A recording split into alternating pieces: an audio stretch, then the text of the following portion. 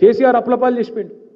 అయిపోయింది మొత్తం ఆగమైపోయింది, మొత్తం మేము చేద్దాం అనుకున్నాం కానీ అప్లపాలు అయిపోయింది అని చెప్పి చిల్లర మాటలు తప్ప ఒక్కటంటే 20 నెలల్లో పనికొచ్చిన మాట మాట్లాడే పరిస్థితి లేదు.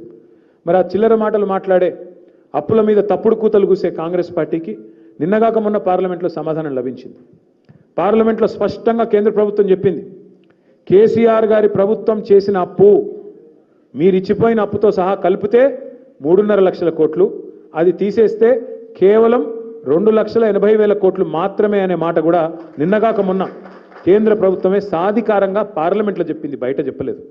ఈ మాట దయచేసి నేను ఎందుకు చెప్తా ఉన్నా అంటే ఇవాళ కాంగ్రెస్ పార్టీకి ప్రభుత్వాన్ని నడపడం చేతగాక, ప్రజలకిచ్చిన హామీలు నెరవేర్చడం చేతగాక, ముఖం బాగా లేక అద్దం బలగొట్టినట్టు ఇలా ప్రభుత్వాన్ని నడిపే తెలివి లేక మన నాయకుడిని ఇలా బదనాం చేసే ప్రయత్నం చేస్తూ ఉన్నారు.